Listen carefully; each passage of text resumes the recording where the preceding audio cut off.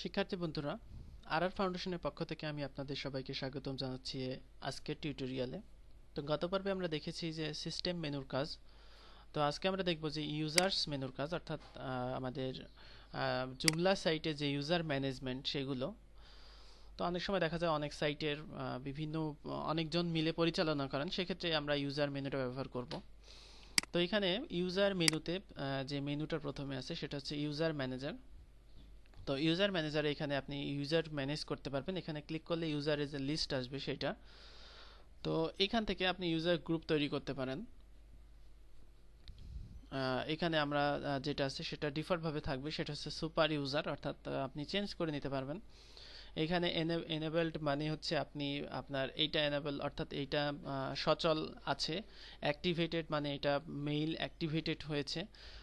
User groups এখানে user groups আমরা যদি খেয়াল করি সেক্ষেত্রে এখানে ইউজার গ্রুপস আছে, অর্থাৎ এখানে দেখবেন যে যেটা পাবলিক সেটা ইউজার লাগবে না, আবার গেস্ট আছে একটা ইউজার গ্রুপ।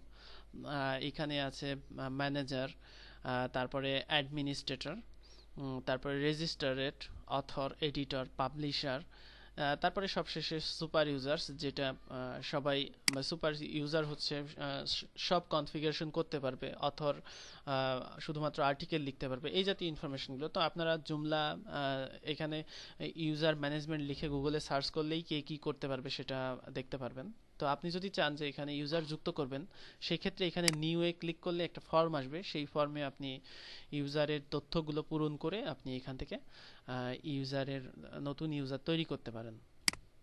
তো এই ক্ষেত্রে এখানে যে কোনো ইউজার এডিট করতে পারবেন, যে কোনো ইউজারকে ডিঅ্যাক্টিভ থাকলে অ্যাক্টিভ করতে পারবেন, ব্লক করতে পারবেন অথবা আনব্লক করতে পারবেন।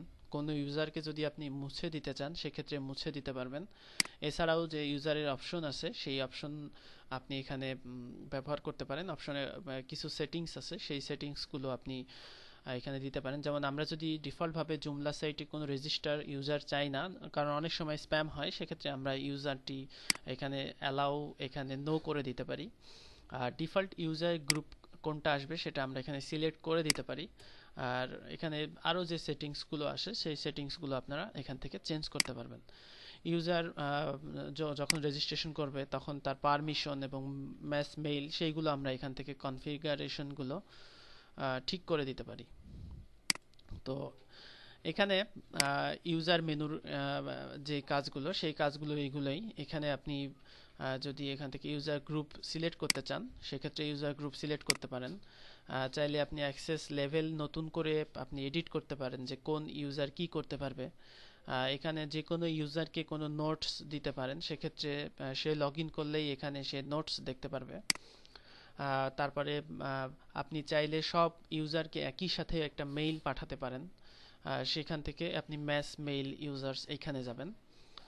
তারপরে ইউজার এখানে আরও যে ইউজার্সের কাজগুলো, এই কাজগুলো আপনি এখানে খুব সহজেই করতে পারবেন। তো আমরা যদি একটা ইউজার তৈরি করতে চাই সেক্ষেত্রে এখান থেকে আমরা দেখিয়েছি, এখানে যেতে হবে, যাওয়ার পরে এখানে নেম, তারপরে আপনি তাকে কোন গ্রুপে অন্তর্ভুক্ত করতে চাচ্ছেন সেটা সিলেক্ট করে দিতে হবে।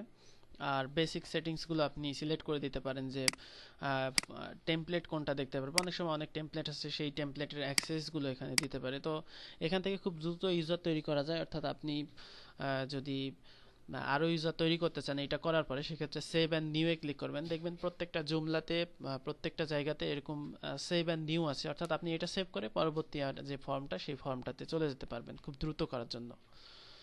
তো এটাই হচ্ছে ইউজার মেনুর কাজ। আশা করি বুঝতে পেরেছেন ইউজার মেনুর কাজ কি। তো নেক্সট টিউটোরিয়ালে আমরা দেখব যে মেনুর কাজ, অর্থাৎ আমরা এটাই হচ্ছে most important part, menu, content এবং বাদ বাকি যেগুলো আছে। তো ধন্যবাদ সবাইকে আজকে টিউটোরিয়াল দেখার জন্য। আল্লাহ হাফেজ।